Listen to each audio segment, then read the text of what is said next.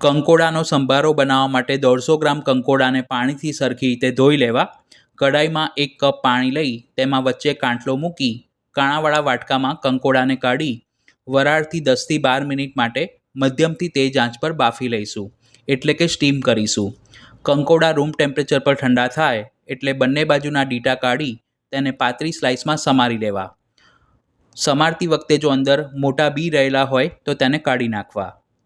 પેનમાં 1 ટેબલસ્પૂન તેલ ગરમ કરી તેમાં 1/4 ટીસ્પૂન એટલે કે 5 ચમચી ઝીણી રાઈ, ચપટી હિંગ અને 5 ચમચી હળદર ઉમેરીશું. રાઈ સરસ તેલમાં ફૂટે એટલે તૈયાર કરેલા વઘારમાં સમારેલા કંકોડા ઉમેરી મિક્સ કરીશું. જો તમારે કંકોડાનું શાક બનાવતા શીખવું હોય તો તેની રેસીપી લિંક મેં કમેન્ટ સેક્શનમાં આપી છે. પછી તેમાં 1 ચમચી મેથીનો મસાલો એટલે કે ખાટા આથાનો મસાલો ઉમેરીશું. તેની સાથે અડધી ચમચી લાલ મરચું પાવડર અને સ્વાદ પ્રમાણે મીઠું ઉમેરી મસાલા સરખા ભળે તે રીતે મિક્સ કરી 2 મિનિટ માટે ધીમી આંચ પર થવા દઈશું. કંકોડાને વરાળથી બાફીને લીધા છે એટલે તેને લાંબા સમય સુધી કૂક કરવાની જરૂર નથી.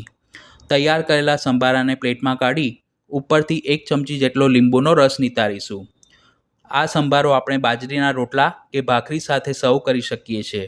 તો ચોમાસાની સિઝનમાં તમે પણ આ રેસીપી ઘરે જરૂર ટ્રાય કરજો.